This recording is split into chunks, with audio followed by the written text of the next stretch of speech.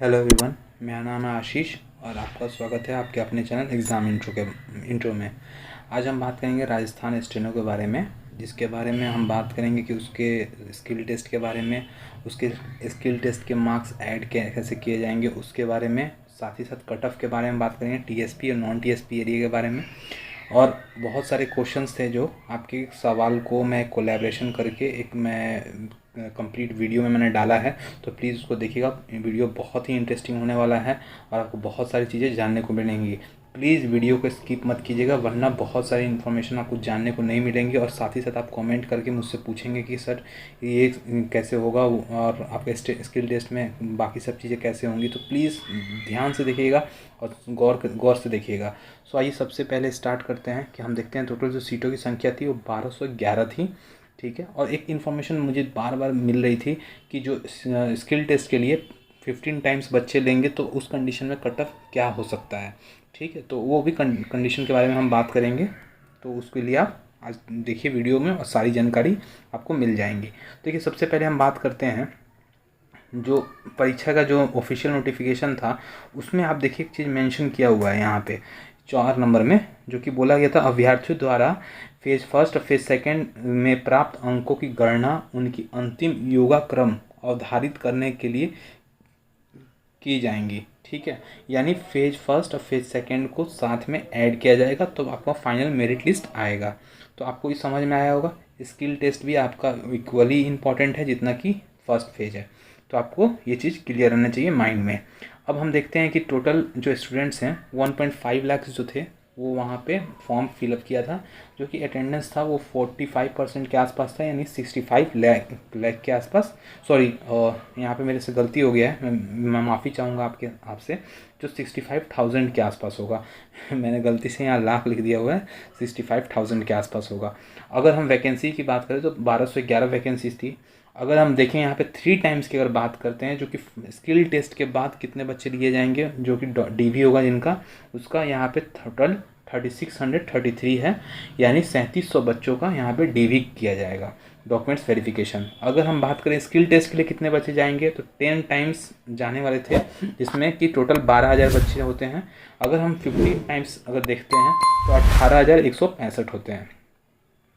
अब हम देख सकते हैं इन जो 15 टाइम्स का जो है, मैं इन चीज़ों को मैं इसलिए कंसीडर कर रहा हूँ कि बहुत सारे कमेंट्स आए थे सर 15 टाइम्स पे क्या होंगे, क्योंकि वो इन्फॉर्मेशन है कि 15 टाइम्स शायद लिया जाए इस बार।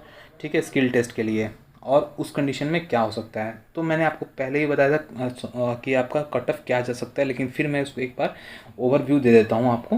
देखिए पहले आपको ये चीज़ें ज़रूरी थी कि मेरे चैनल पे जो वोटिंग हुआ था कट ऑफ को लेके, तो उसमें आपका क्या मानना था, जो कि स्टेनो का, राजस्थान स्टेनो का, उसमें नॉन टीएसपी एरिया को लेके क्या कट ऑफ क्या रह सकता है। देखिए यहाँ पे अब 135 से 140 के बीच कट ऑफ रहने के चांसेस हैं, तो 45% लोगों ने कहा है कि हाँ उतने जाएंगे।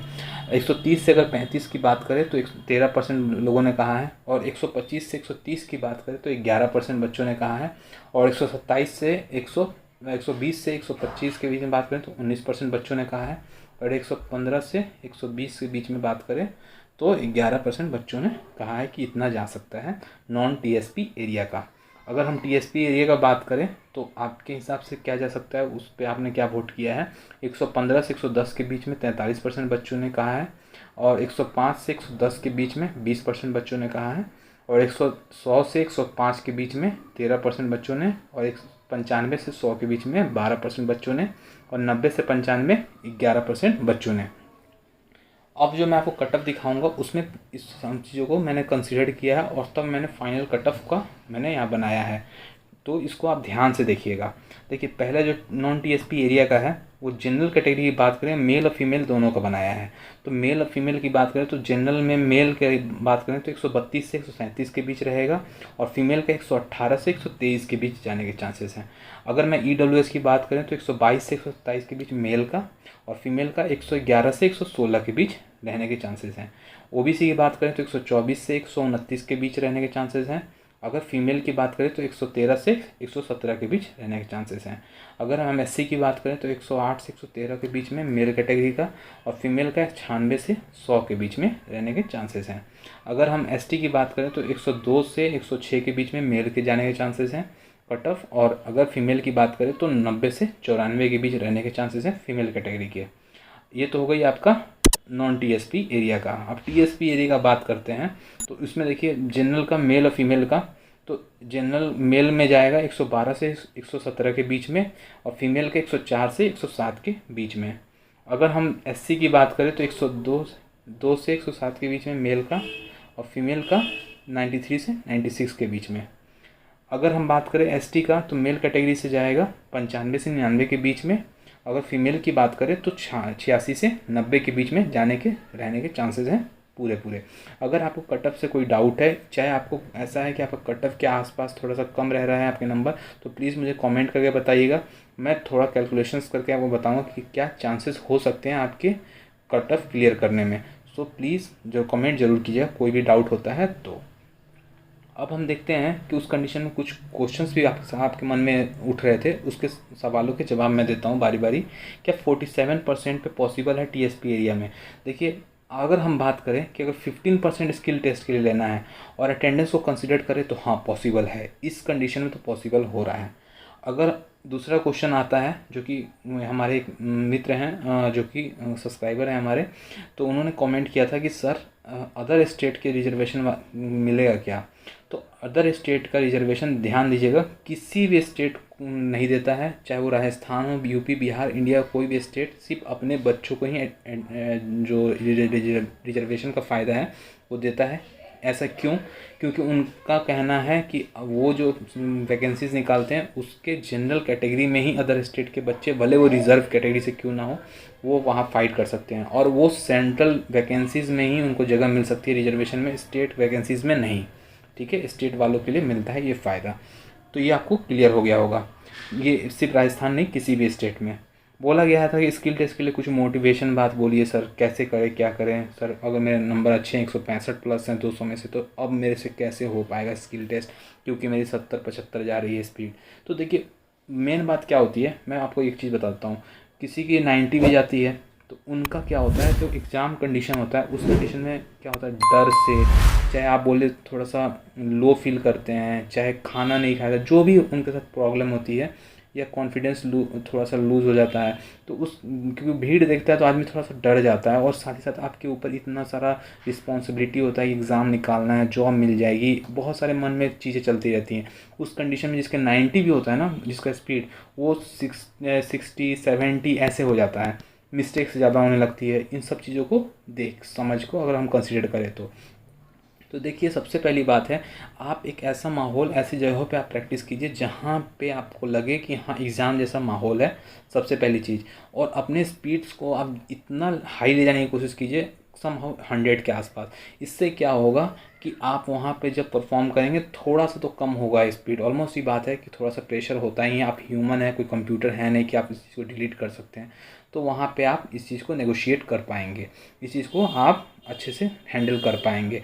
तो आई होप कि आपको सब कुछ क्लियर हुआ होगा। थोड़ा सा मोटिवेशन आपको अगर ऐसा है लगता है कि मैंने मोटिवेट किया है चाहे कुछ भी, तो देखिए ये ऐसा नहीं है कि मेरे बोलने पे होना चाहिए, ये आपके अंदर से, ये आपकी समझदारी, क्योंकि आप उस लेवल पे पहुंच चुके हैं जब आप एक तैयारी करते हैं, यानी आप मैच्योर आदमी हैं और आप मैच्योर डिसीजन ले सकते हैं। तो आप इस कंडीशन में सोचिए कि आप क्या कर सकते हैं, क्योंकि ये कंडीशन बनेगी आपके साथ अगर स्किल टेस्ट देने जाते हैं तो। क्योंकि 15% अगर बच्चे भी रहते हैं तो बहुत सारे बच्चे होते हैं, तो देख के आदमी डर जाता है, यार इतने सारे बच्चे होंगे, मेरा नंबर कैसा होगा, कितना होगा, कहाँ होगा, ये बहुत सारे डाउट होते हैं। ऐसा तो नहीं है लास्ट में ही होऊंगा जो कट ऑफ क्लियर कर रहा हूँगा, तो ऐसा बहुत सारे क्वेश्चंस होते हैं जो कि आपको वहाँ पे क्लियर करने पड़ते हैं, जो कि आपके मन में होते हैं। लेकिन आपको इन सबको साइड में हटा के आपको मेहनत पे ध्यान देना चाहिए, आपको फोकस करना चाहिए कि आप क्या काम करने आए हैं। तो आई होप कि आपको ये चीज़ समझ में आ गया होगा। अब हम देखते हैं कुछ कॉमन क्वेश्चंस हैं कि रिजल्ट डेट, रिजल्ट आपका मंथ में ही आएगा और स्किल टेस्ट का भी उसी समय बताया जाएगा आपको, मंथ में रिजल्ट अगस्त मंथ में बता दिया जाएगा। स्किल टेस्ट का प्रिपरेशन के लिए मैंने बता दिया है कि इस टेस्ट का प्रिपरेशन 1 या 2 महीने में नहीं हो सकता है, पॉसिबल नहीं है। तो आपको ये पहले से अगर आप तैयारी कर रखे हैं तो आप प्रैक्टिस करते रहिए और आप क्लियर कर जाएंगे।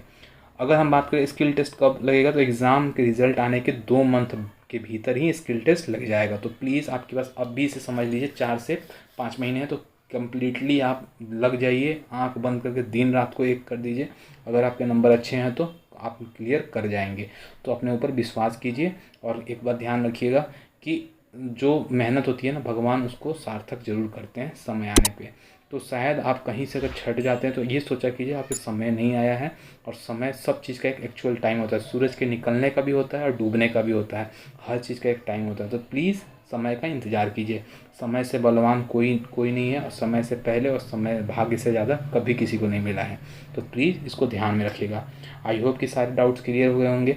कोई भी डाउट होता है तो प्लीज़ कमेंट बॉक्स में ज़रूर पूछिएगा, और हमारा टेलीग्राम चैनल को ज्वाइन करना मत भूलिएगा, क्योंकि टेलीग्राम चैनल पे गवर्नमेंट और प्राइवेट दोनों जॉब के बारे में जानकारी मिलती है। लिंक डिस्क्रिप्शन बॉक्स में है। अगर आपको लगता है वीडियो इन्फॉर्मेटिव है, आपके सारे डाउट्स क्लियर होते हैं, या कुछ इन्फॉर्मेशन आपको मैं दे पाया हूँ, तो प्लीज़ चैनल को सब्सक्राइब कीजिएगा, वीडियो को लाइक कीजिएगा, और जितना हो सके उतना प्लीज़ शेयर ज़रूर कीजिएगा। मिलते हैं नेक्स्ट वीडियो में। आज के लिए इतना ही। Thank you.